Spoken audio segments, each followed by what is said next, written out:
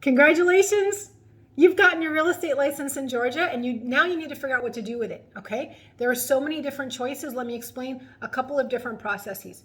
You can choose to be with an independent broker. And sometimes we call those boutique brokerages. They might even have some low barriers to entry, low cost.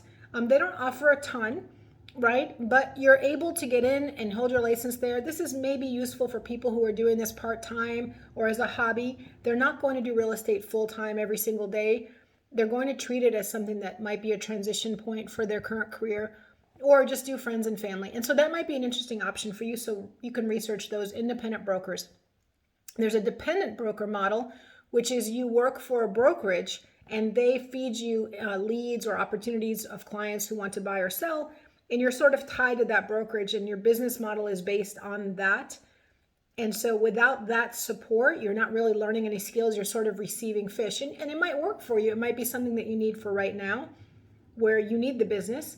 But remember, the support may or may not be there as heavily as you may need it. So that depends on what your goals are. And then there's another kind of a model called an interdependent model or an entrepreneurial model.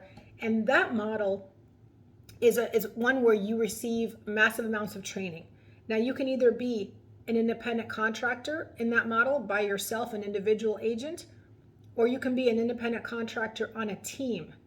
So you're an independent contractor in both, right? You don't work for anyone but yourself, but you choose to hold your license at this brokerage, which let's say happens to have a lot of training or happens to have a good idea of frameworks of how to build your business.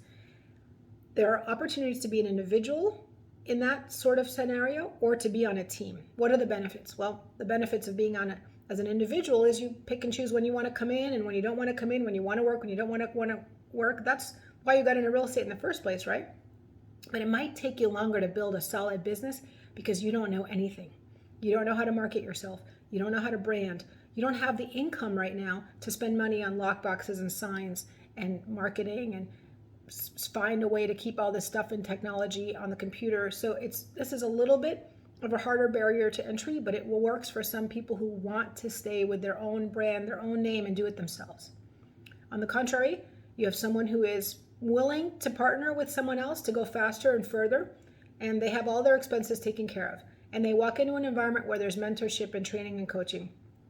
That might be an interesting option for you. You want to explore if that is. And there are multiple kinds of teams.